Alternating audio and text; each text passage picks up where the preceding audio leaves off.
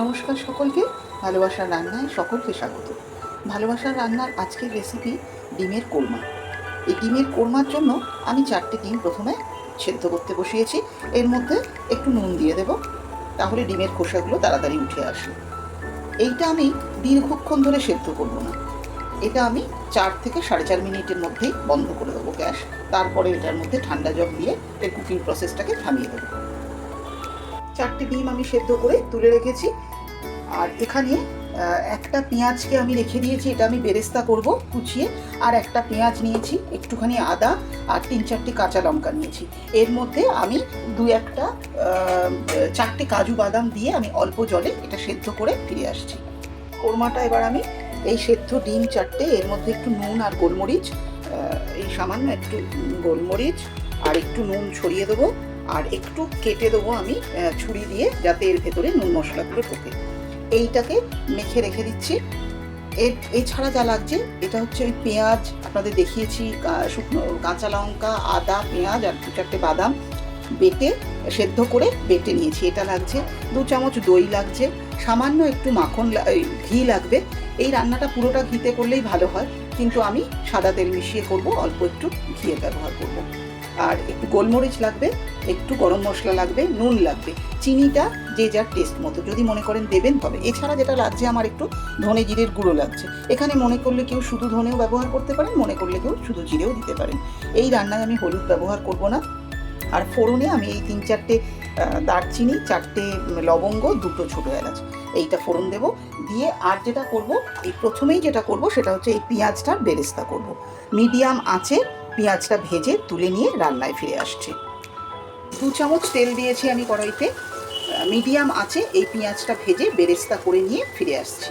এখন আমি এখানে 1 চামচ ঘি আমি টোটাল ব্যবহার করব, তার হাফ এখানে একটু দিয়েছি। দিয়ে এই ডিমগুলো খুব হালকা ভেজে তুলে নেবো। এগুলো অনেকে ডিম না ভেজেও করেন, কিন্তু আমি একটু ভেজে নিই, হালকা ভেজে তুলে নেবো, নিয়ে ফিরে আসছি। তুলে নিয়েছি, খুবই হালকা ভেজেছি, তুলে নিয়েছি।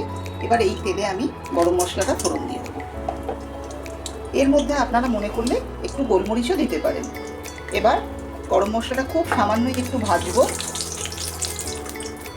হয়ে গেছে। এবার আমি এখানে এই যে পেঁয়াজ, কাঁচা লঙ্কা, আদা, বাদাম বেটে রেখেছিলাম সেটা দিয়ে দিলাম। আঁচটা কিন্তু কম থাকবে, আঁচটা কিন্তু মিডিয়াম আঁচ রাখতে হবে।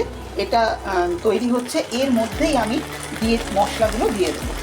নুনটা খুব বুঝে দেবেন, এই যে নুনটা দিলাম। এইবার আমি এই ধনে জিরের গুঁড়োটা দিয়ে দিলাম 1 চামচ। এখানে হলুদ ব্যবহার করব না, গুঁড়ো লঙ্কা ব্যবহার করব না,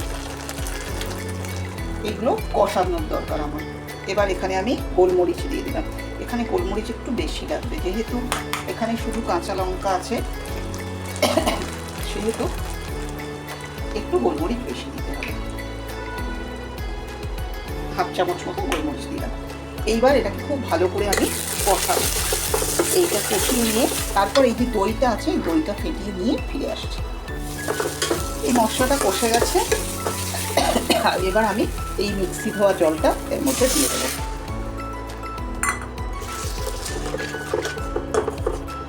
এই সময় আমি নুনটা একটু দেখে নেবো, ঝালটাও দেখে নেবো, কারণ আমি কিন্তু এর মধ্যে একটু কাঁচা লঙ্কা ব্যবহার করবো।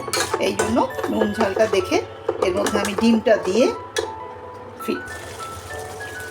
এটার মধ্যে আমি একটা কাঁচা লঙ্কা দেবো। ঝালটা একদম ঠিক আছে। এই রান্নাটায় অত্যাধিক ঝাল কিন্তু হয় না। গ্যাসের আঁচটা একদম কমিয়ে নেব, কমিয়ে নিয়ে এর মধ্যে আমি এই ডিমগুলো দিয়ে দেবো। ডিমগুলো একটু চিড়ে দিয়েছি, ডিমগুলো দিয়ে দেবো। আর এই যে দইটা বেটে রেখেছি, এই দইটা দেব।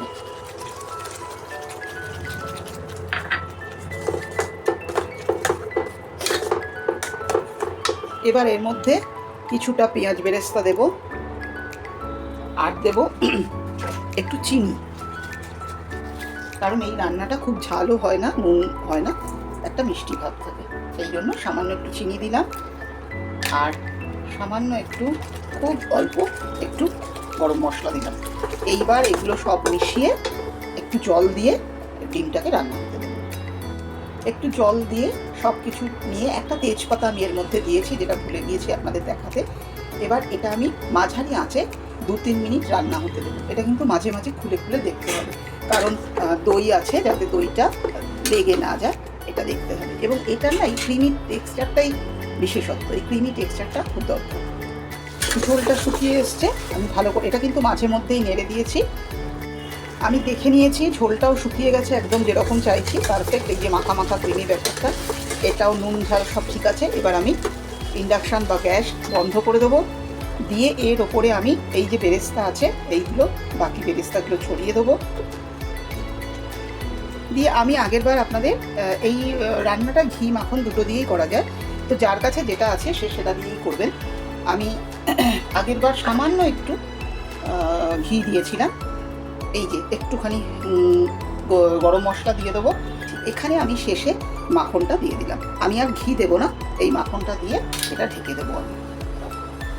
এবার সার্ভ করবো। তৈরি হয়ে গেল আমাদের সহজেই ডিমের কোরমা। এই ডিমের কোরমার মধ্যে আপনারা দেখেছিলেন আমি একটু মাখন দিয়েছিলাম, সেটা একটু মধ্যিখানে নাড়াচাড়া করে আমি ডিমগুলো তুলে নিয়েছি। এটা অত্যন্ত কম সময়ে অল্প উপকরণে ভীষণ সুস্বাদু একটা ডিমের রেসিপি, এবং ছোটরাও এটা খেতে পারে কারণ এটা খুব বেশি ঝাল হয় না। তবুও ঝালটা আপনারা আপনাদের টেস্ট মতো দেবেন। অনেক সময় গোটা লঙ্কা দিয়ে রাখলে বড়রা যারা ঝাল বেশি খেতে চান তারা ওটা মেখে খেতে পারেন। তো যাই হোক, আপনারাও তৈরি করুন এই সহজেই সুস্বাদু ডিমের কোরমা। তৈরি করে খেয়ে আমাকে নিশ্চয়ই জানাবেন কেমন হয়েছে। ভালো লাগলে লাইক করবেন, কোনো সাজেশান থাকলে সেটা অবশ্যই জানাবেন কমেন্টে। আমার চ্যানেলটাকে সাবস্ক্রাইব করবেন। সবাই খুব ভালো থাকুন। নমস্কার।